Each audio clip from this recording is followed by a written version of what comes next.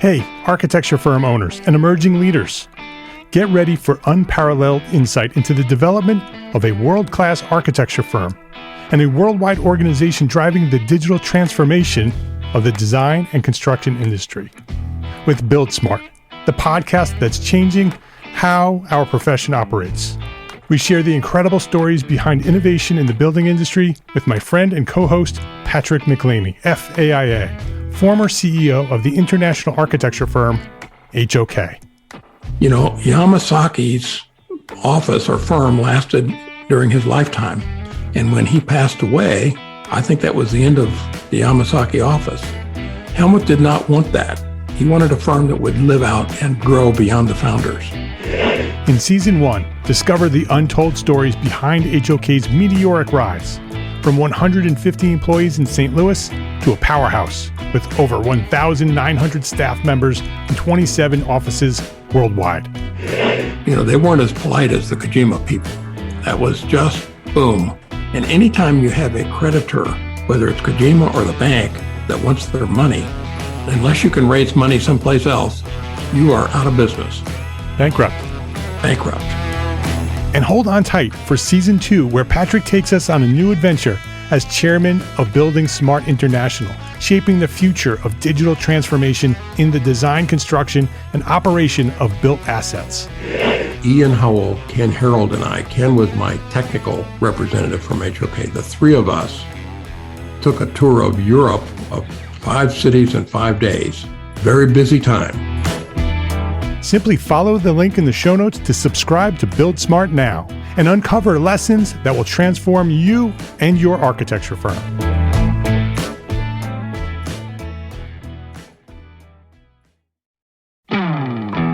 Hey, architecture firm owners and emerging leaders. Get ready for unparalleled insight into the development of a world-class architecture firm and a worldwide organization driving the digital transformation of the design and construction industry. With Build Smart, the podcast that's changing how our profession operates. We share the incredible stories behind innovation in the building industry with my friend and co-host, Patrick McLeamy, FAIA, former CEO of the international architecture firm, HOK. You know, Yamasaki's office or firm lasted during his lifetime. And when he passed away, I think that was the end of the Yamasaki office. Helmut did not want that. He wanted a firm that would live out and grow beyond the founders. In Season 1, discover the untold stories behind HOK's meteoric rise, from 150 employees in St. Louis to a powerhouse with over 1,900 staff members and 27 offices worldwide. You know, they weren't as polite as the Kojima people. That was just boom. And anytime you have a creditor, whether it's Kojima or the bank, that wants their money, unless you can raise money someplace else, you are out of business. Bankrupt.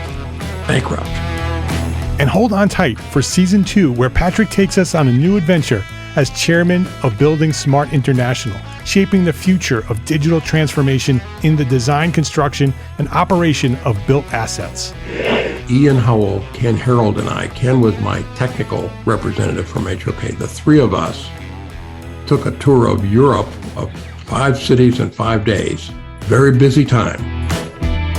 Simply follow the link in the show notes to subscribe to Build Smart now and uncover lessons that will transform you and your architecture firm.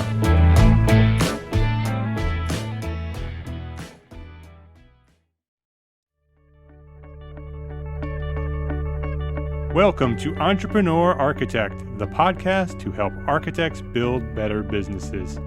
I am your host, Mark R. LePage, and this is episode number 9.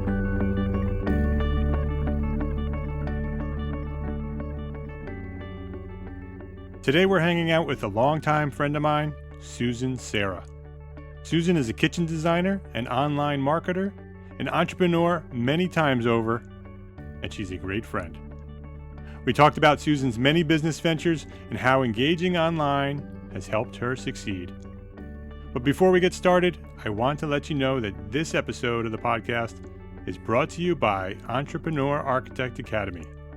Click over to entrearchitectacademy.com to read the free Entrepreneur Architect online resource guide or purchase products and services designed to help you build a better business. Check it out at EntreArchitectAcademy.com. So let's get to the show. I hope you like it. Here's the interview. Today we're with Susan Serra, the kitchen designer. Hi, Susan. How are you? Welcome to the Entrepreneur Architect podcast. Oh, thanks so much, Mark. It is a real pleasure to be here. You and I go way back in terms of online years. We've been friends forever. You're right about that. Yeah. We first bumped into each other online probably back in 2006 or 2007. I had started the Living Well in Westchester blog for my firm 5Cat Studio, and you were writing on your blog, thekitchendesigner.org, and we started commenting on each other's sites. Yes, I think I was looking for for architects in my region to just expand my my network a little bit, and you were right there. Yeah, and we had a good time. You very early on, you had invited me to be a guest blogger on thekitchendesigner.org, and we had a little debate about residential architects versus kitchen designers about kitchen design. That was a lot of fun. Yes, and it's still an issue that is very, that's very close to my, that I have a lot of opinions on. So it was great. It was a great back and forth, a great conversation. Yeah, that was fun. The comments on that post were a lot of fun with other designers and other architects and their opinions on that. Yeah, and you know what? That's an ongoing issue in our business between all the allied professionals and tradespeople, and what are the boundaries and who does what, and that's a whole other show. Yeah, maybe we'll have you back and we'll talk about that. That'll be a fun conversation. Yeah, good. We can rehash the old days. Oh yeah. So you've been doing a lot since 2006. You've become rather prolific on the internet, and you've opened and started a few businesses. You want to kind of give me an overview of what you've been doing since 2006, and then we can kind of talk about some of those things? Sure. Well, the core of my business for the past over 20 years has been traditional kitchen design, and I have owned my own kitchen design studio called Susan Serra Associates, and I've been the owner and operator of that for over 20 years, working in the Long Island area. And then I decided to, I had a lot of experience, and I decided I wanted to share some of those experiences and insight and information. And so that's the reason I started my blog.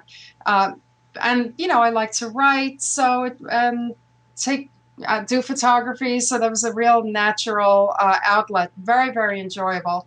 And from there, I began to meet lots of people, and things began to change in our industry, and I began to meet many brands on a more personal level, and in terms of the marketing people and PR agencies and so on and so forth. So my network grew quite a bit within the industry, which was terrific. I mean, I love kitchens. I love my industry.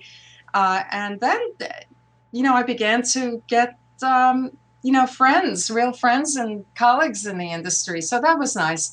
Along the way, I began a couple of businesses. First, though, I will say I added a consulting page to my blog.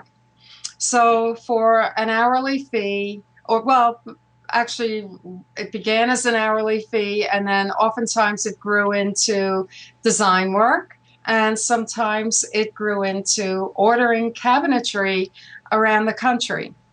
So this was a really interesting development for the blog, and it was an additional revenue stream that I just thought I would try.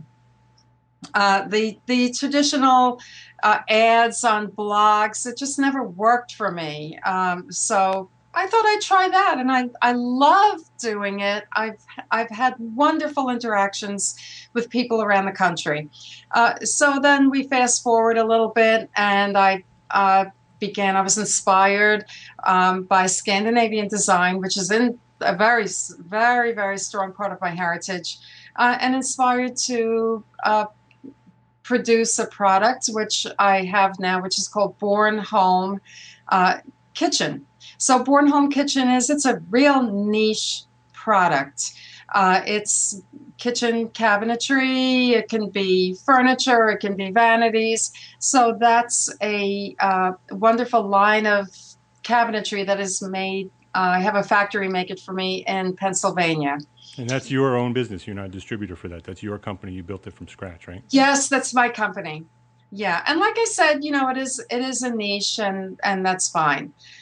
And then fast forward a little bit more, and I don't know, this is a dream I've always had, was to import products from Scandinavia. So I have another business called ScandinavianMade.com, and that website we're currently revamping, which should be done in the next month.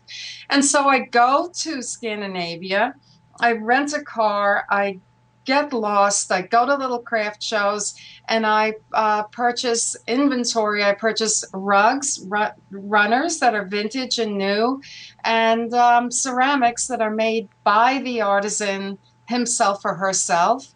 And the products are exclusive to my web shop. So that's another little side thing. And then, and are you partners with your daughter on that business?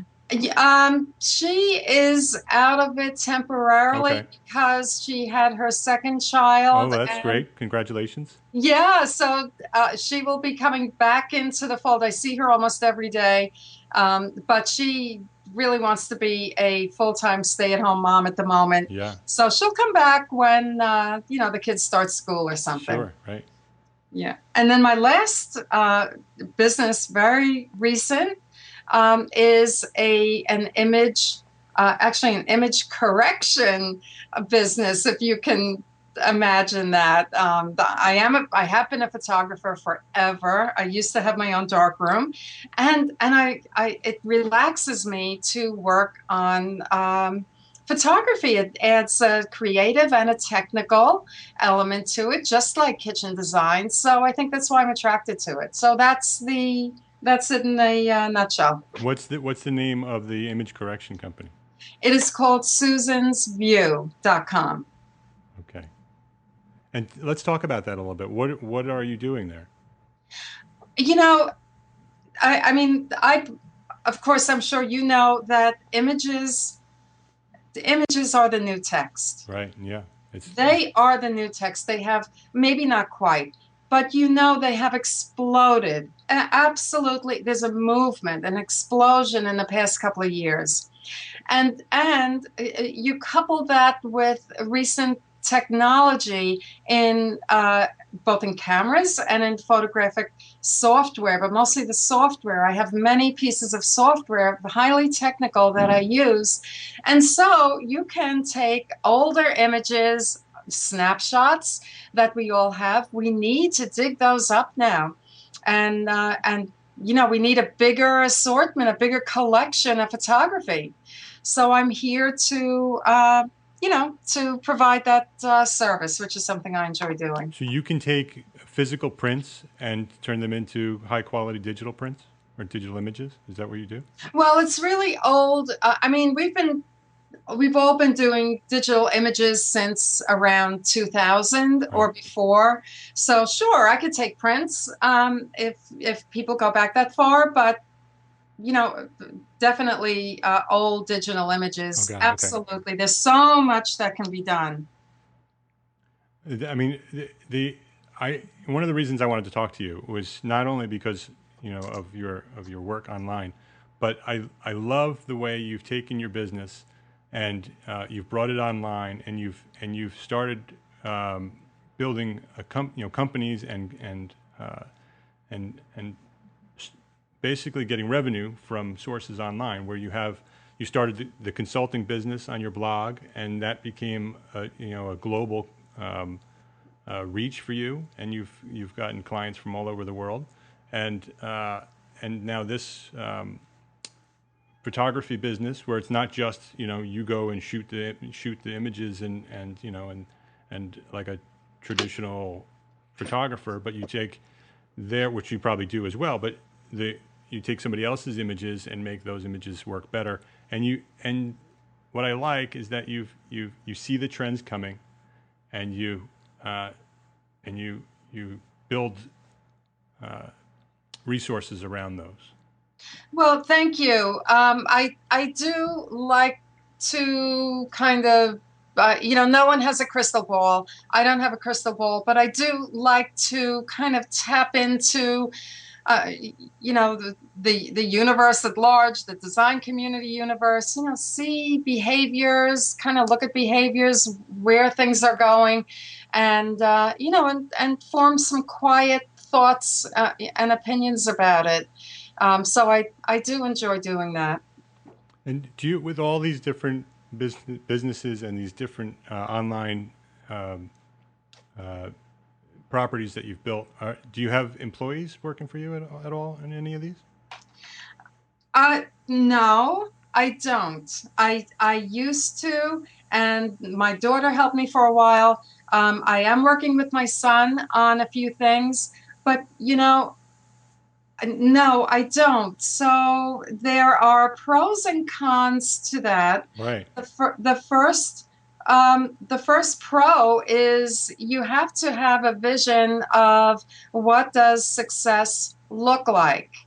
Is it low stress? Is it freedom? It doesn't only have to be monetary success. Is it to enjoy what you're doing? Certainly I've had up and down successes with various things. And to me, success is not only defined financially. It can be defined in other ways. And how do you define it? It might depend on my mood, depends on the day. Yeah. I know that I could always outsource tasks, whenever I want to. So there's always that possibility. My daughter tells me, whenever you want me to do things, let me know. I can do it at night. So I know I can, I can go in one direction or another. Do I want to pay rent and have employees? Not really. But that's just me. It's right. It's not a judgment of what's, good or bad, right or wrong. I think there's such a thing as working smart, and certainly we can do that now. And I'm sitting with 3 monitors in front of me, 3 big monitors. So I am working a lot. I'm working in a comfortable manner, and it works for me. Yeah, and that's what I want to show architects, that you don't need to have, a big firm, and you could have the big firm if you want, and you can have all those employees, but there's a benefit to being a sole proprietor and building a small firm locally, and then reach out, more in a larger sense online, and build a bigger audience online, and have the freedom that comes along with being a sole proprietor and doing your own thing when you want to do it.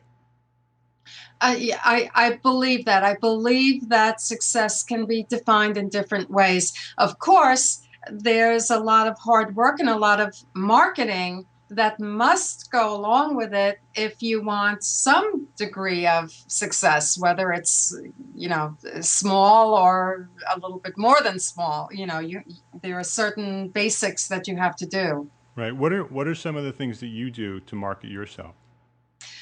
Well, first and foremost, you need this may sound really basic, but you need a logo.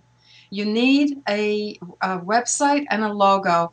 You need the logo professionally designed, in my opinion. It is the first contact. It is the first image. I've had all of my logos. I've spent a fortune having them all professionally designed.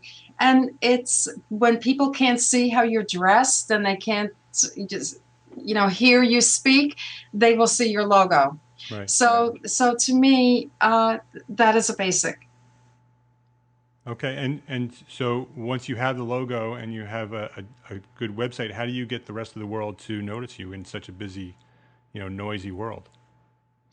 Yeah, well, you have to reach out by social media. That, of course, you knew we were going to, bring this up. Right. But I will preface it by saying this, that, I'm sometimes aware of people who say, oh, no one talks to me, no one relates to me, and I don't have followers. But the thing is, you have got to go out and engage with people. It works both ways. You can't wait for them. You can't set up all your accounts and wait for them to come to you. You've got to you've really got to, probably in the beginning, maybe you have to do 75% engaging with others for 25% you may get back. Right. So Go ahead. it's a building process.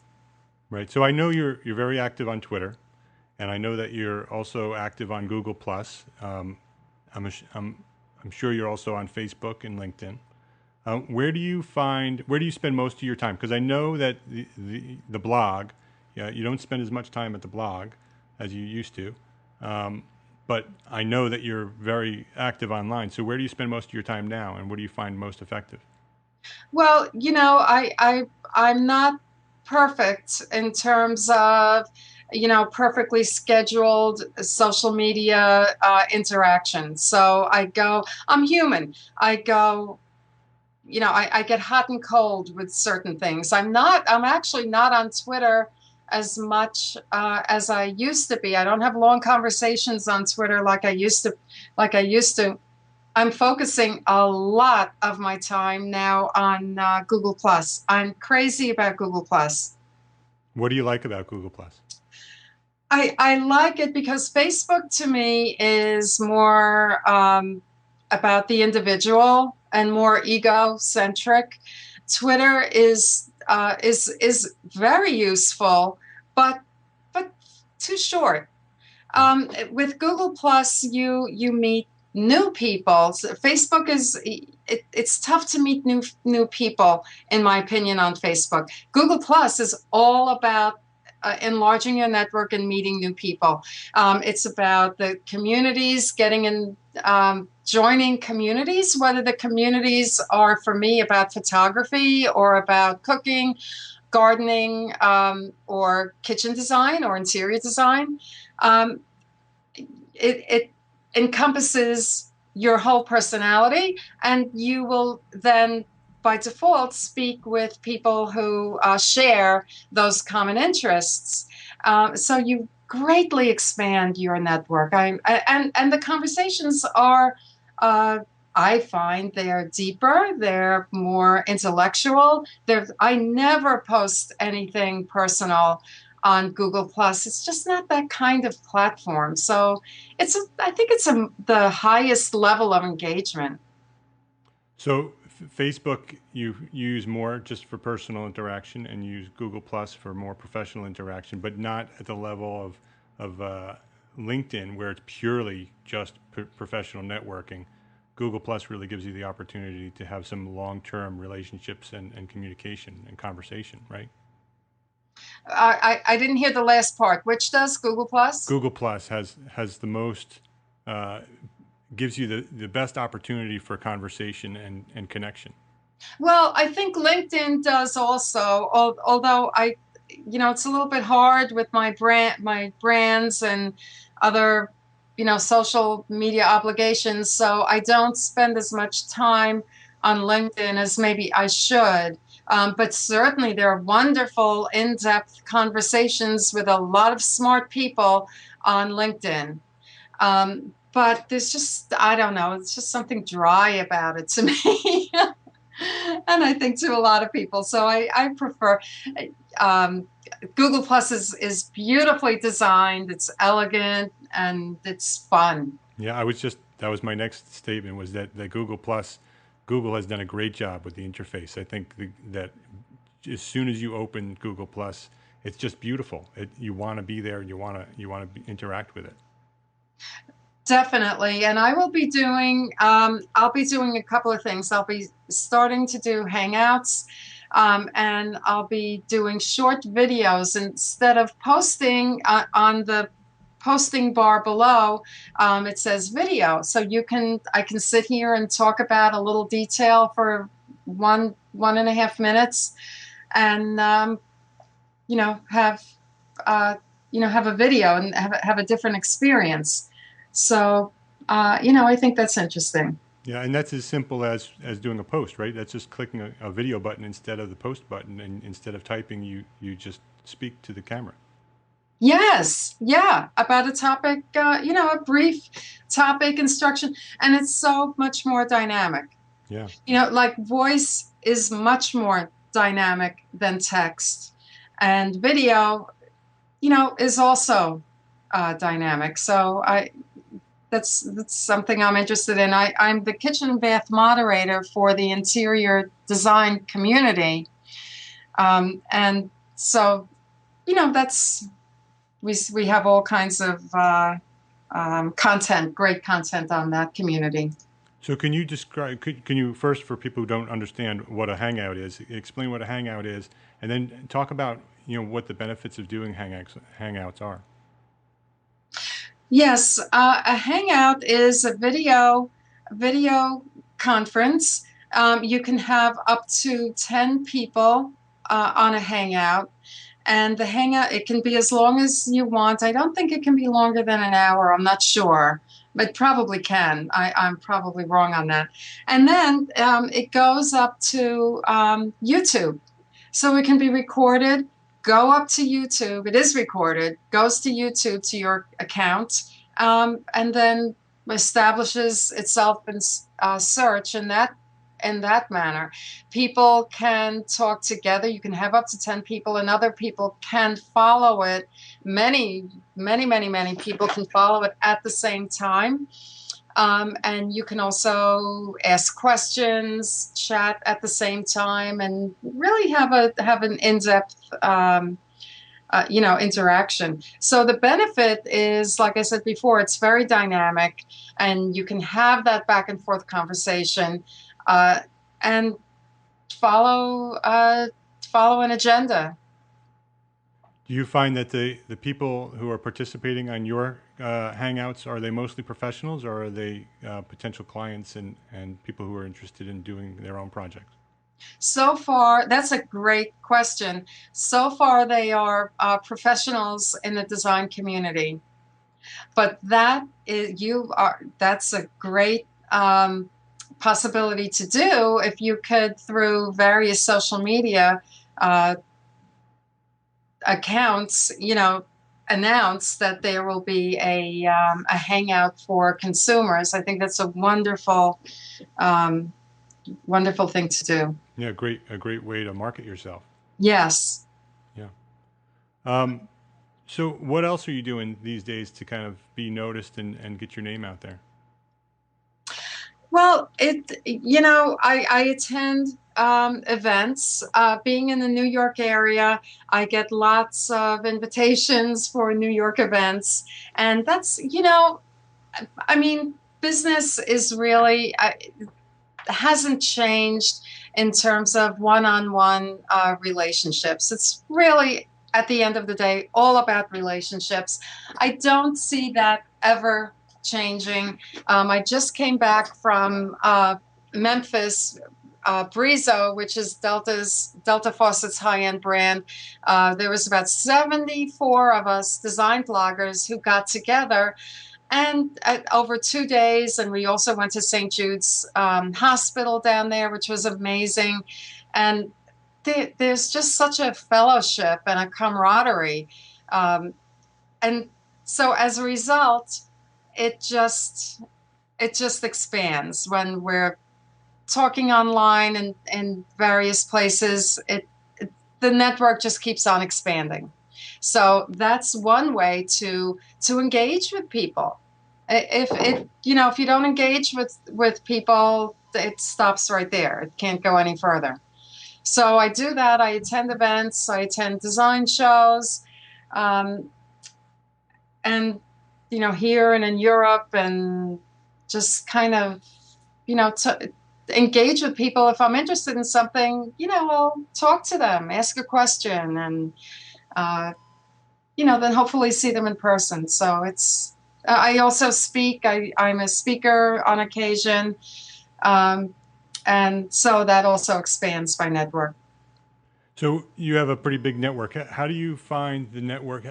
Do you find that the network, which is I'm assuming mostly professionals, do you find that it leads to work for your kitchen design business or any other source? That's another terrific question. I would say a little bit. A little bit. But what it does, if you look at the global picture, what it does is it gets your name out among the brands. When I do a blog post for Kohler, or I do a blog post for Cultivate, it gets me in touch with bigger players, whether they're brands or editors, that type of thing.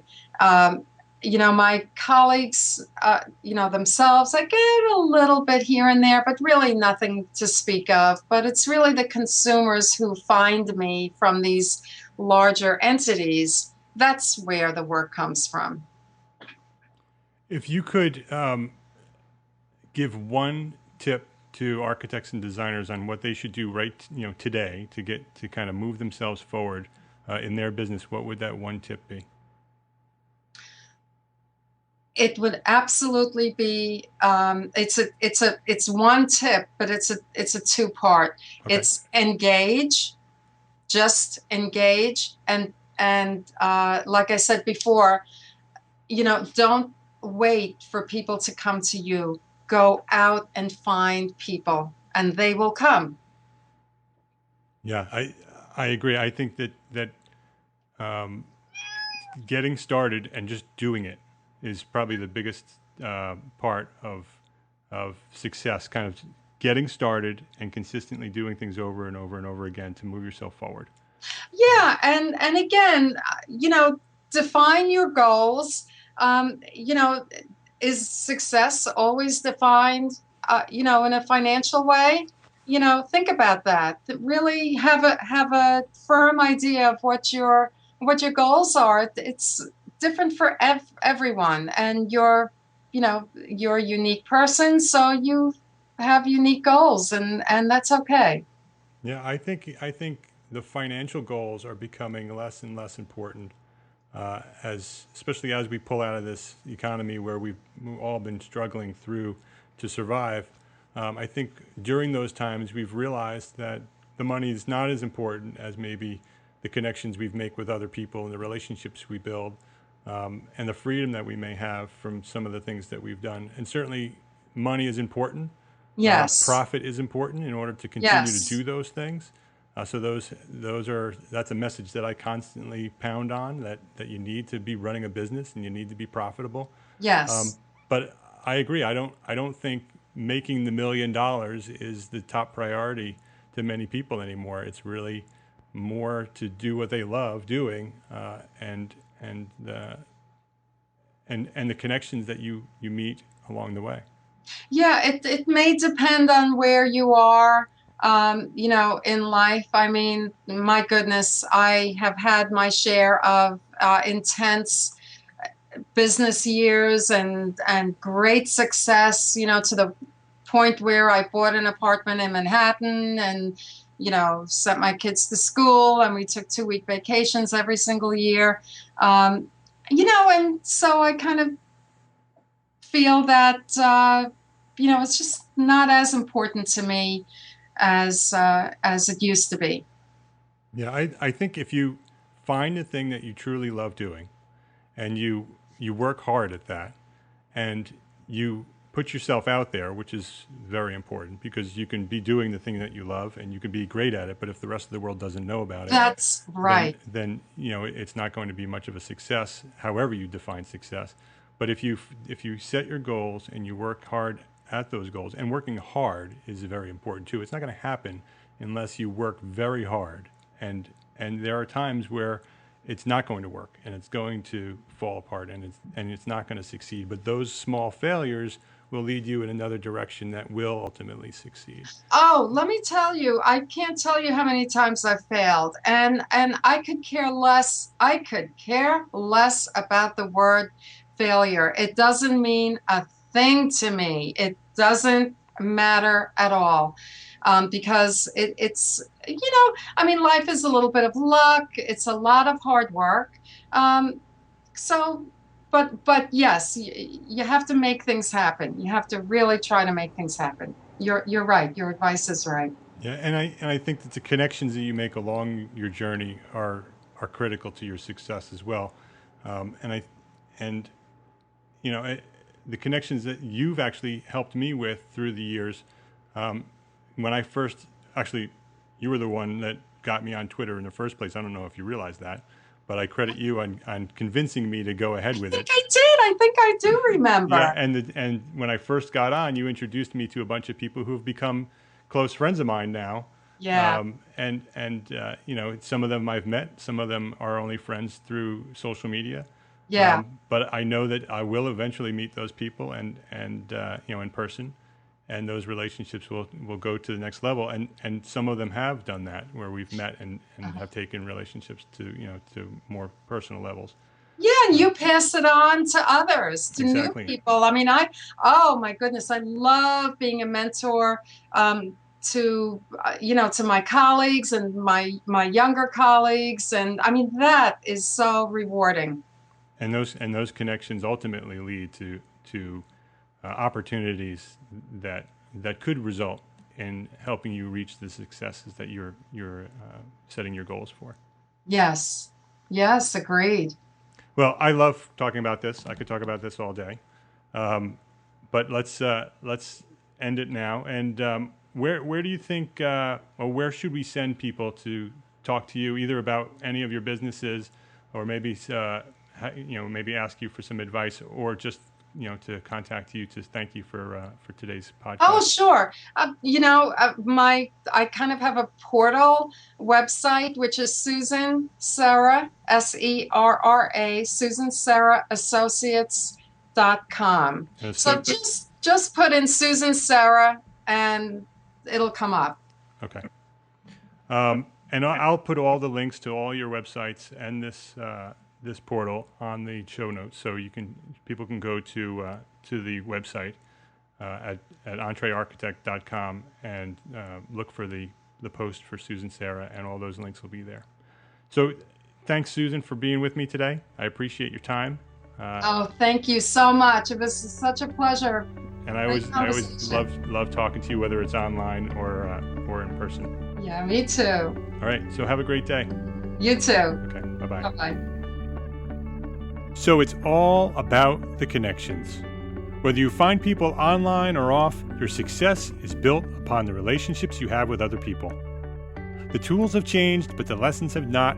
If you want to succeed in architecture, make friends.